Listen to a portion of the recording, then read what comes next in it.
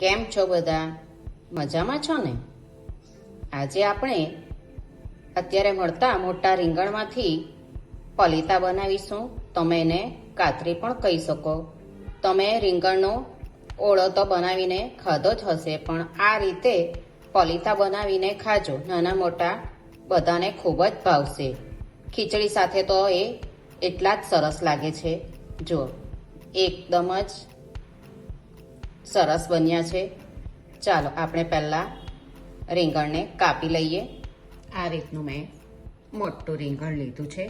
એને ધોઈને લૂછી લીધું છે. એને આપણે આ રીતના રીંગણ લીધું છે.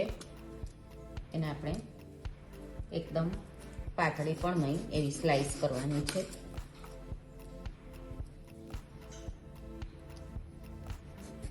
જાડી જ રાખવાની. આપણે એને આ રીતની જાળી રાખીશું. અડધો ઇંચ જેટલી રાખવાની.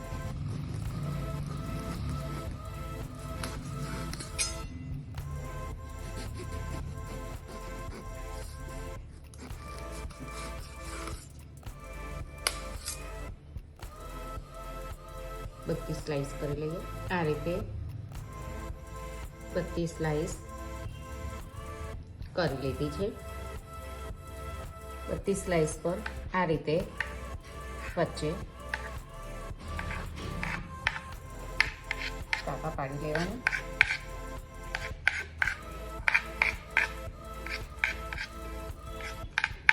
બે રીંગણ હતા તેના આ પલીતા મેં પાડી લીધા છે. હવે બધા પર કાપા પાડીને ઉપર મીઠું અને હળદર બેઉ બાજુ આ રીતે સ્પ્રિંકલ કરી દેવાનું.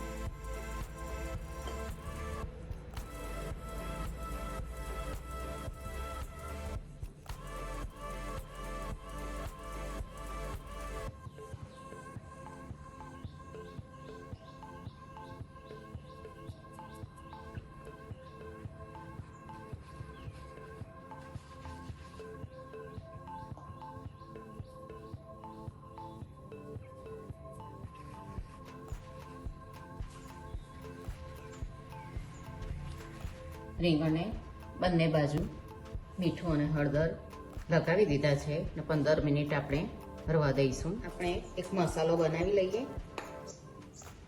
3 મોટી ચમચી બેસન લીધું છે. 2 ચમચી ચોખાનો લોટ. ચોખાના લોટની જગ્યાએ રવો પણ તમે લઈ શકો. 3 મોટી ચમચી સિંગદાણાનો અધકચરો ભૂકો છે.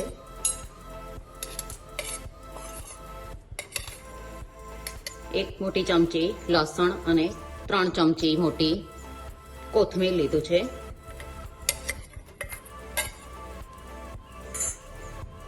તલ 1 ચમચી છે. શેકેલા જીરાનો પાવડર 1 નાની ચમચી છે.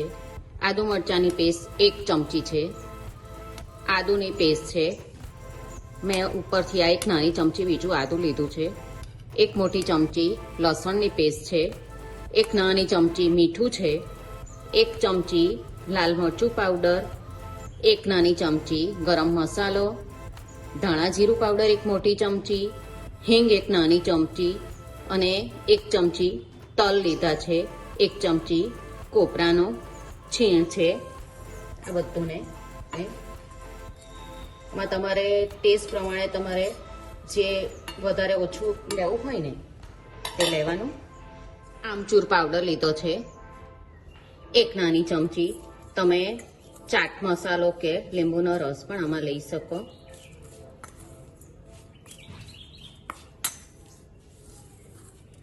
જો બધો મસાલો એકદમ સરસ મિક્સ થઈ ગયો છે. એમાં પાણી મેં નથી લીધું.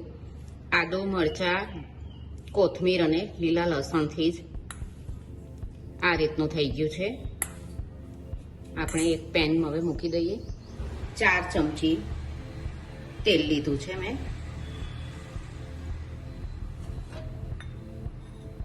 તેલનું પ્રમાણ તમે વધતું ઓછું લઈ શકો. ગરમ થાય એટલે આપણે મૂકી દઈશું અંદર પલીતા. જો મીઠું અને હળદરને લીધે એકદમ સોફ્ટ થઈ ગયા છે આપણા પલીતા. સ્લાઇસને આ રીતે બેવ બાજુથી એકદમ કોટિંગ કરી લેવાનું.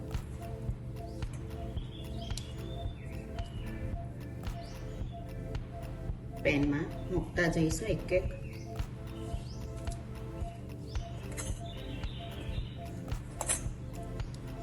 ખૂબ જ સરસ એવો ટેસ્ટ આવશે આ રીતે.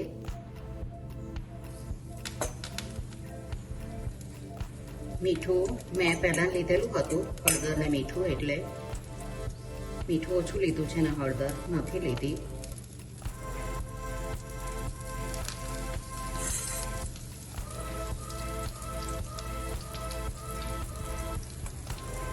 મેં થોડા ગોળ હતા મારા રીંગણ. તમારે લાંબા રીંગણ હોય ને તો પણ એ સરસ પડે પલીતા.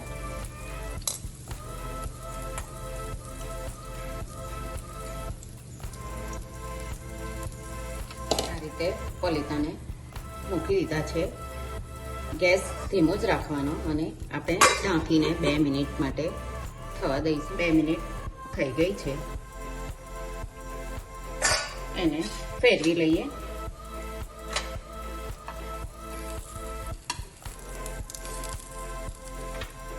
એકદમ સરસ.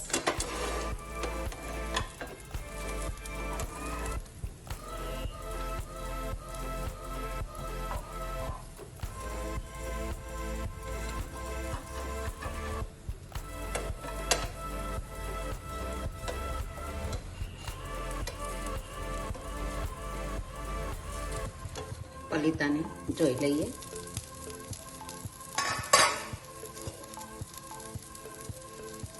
જો એકદમ સરસ ચડી ગયા છે.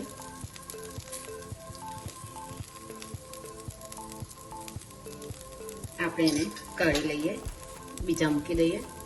જો 2 ચમચી તેલ લઈ લઈએ.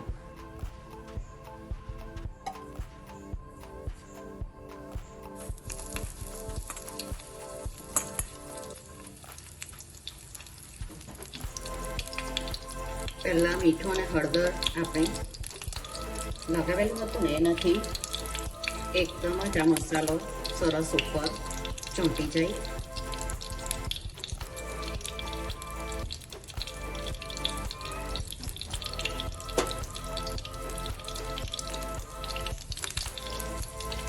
એને પણ આપણે 2 મિનિટ માટે ઢાંકી દઈએ.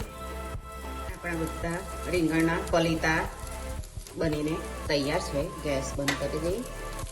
મેં બીજું 2 ચમચી બીજું પણ તેલ લીધું હતું, એટલે ટોટલ મારા આટલા 2 રીંગણમાં 8 ચમચી જેવું તેલ મેં લીધું. રીંગણના પલીતા બનીને તૈયાર છે.